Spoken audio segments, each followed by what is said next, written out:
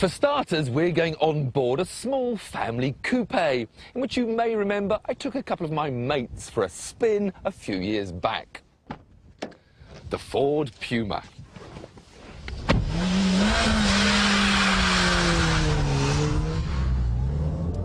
Let's start with the simplest stunt of them all, the handbrake turn.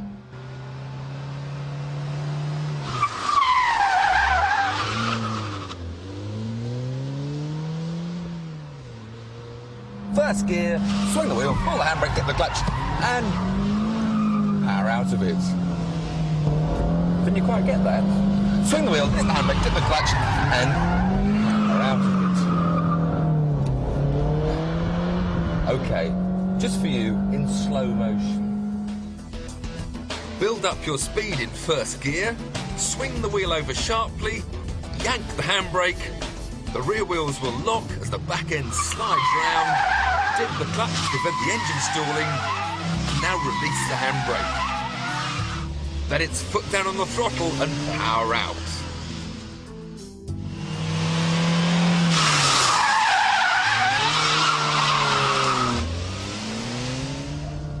The only thing you can really get wrong on a handbrake turn is to forget to hold the button in as you're doing it. If you do that, you end up trying to drag along locked rear wheels. So remember, unless you want more rubber on the road than round your alloys, keep the button in.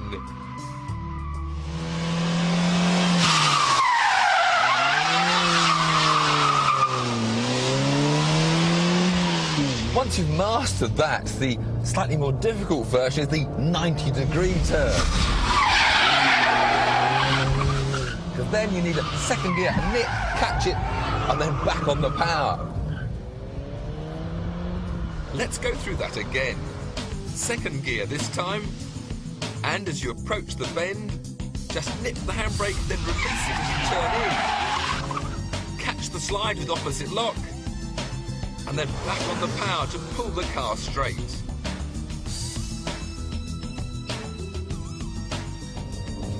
Now, although that may have looked easy, the problem is because you're going faster. If you pull the handbrake too sharply, you end up overshooting, and that's no good. It's simple. Go easy on the handbrake, or you'll end up looking at where you've just come from. Then, if you don't pull it sharp enough,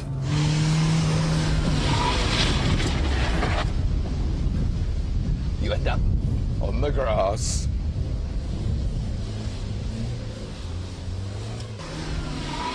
Lots of space to run off if you make a mistake is a must.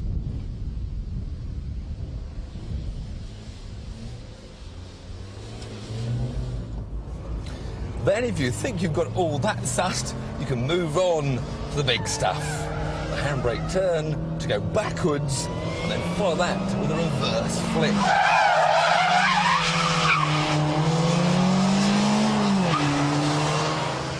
So it's first, backwards, reverse, bring up the speed, flick, turn, grab first, and away. So that's a combination of the handbrake turn and the reverse flick. The reverse flick, you need lots of speed in reverse gear before that front will come round. As it comes round, you want to hit the foot brake, get the front wheel swinging back into first gear. It's all go, go, go. Once more. Handbrake, brakes, reverse gear, get up the speed, flick, hit the foot brake, ram first, and declutch.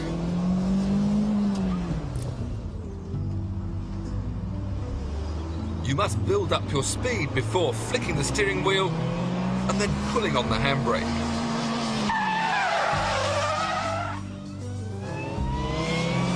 Now grab reverse gear, build up your speed,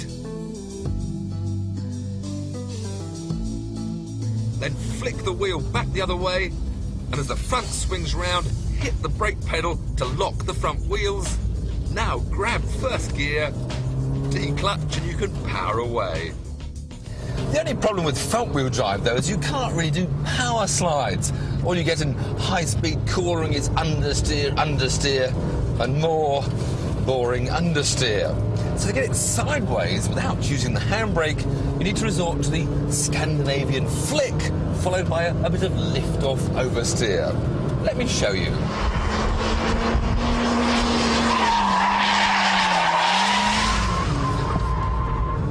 Sort of like that. So we're doing about 65 miles an hour, 70. The thing is, you've got to flick left, then right, let the tail go right out, and then hammer the throttle to bring it straight.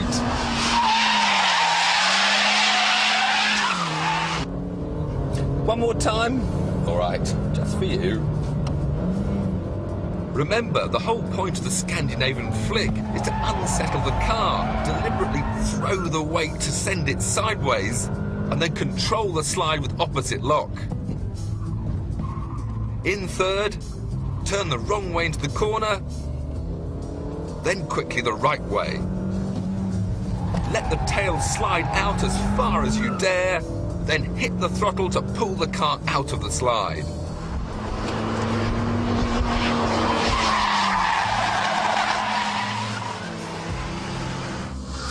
So that's the handbrake turn, the 90-degree handbrake turn, the handbrake turn followed by reverse flick,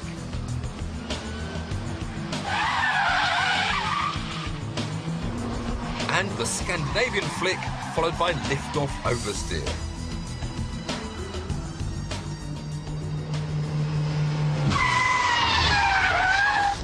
So that's the basics. And now I'd like to introduce someone who's put those manoeuvres together into something of an art form.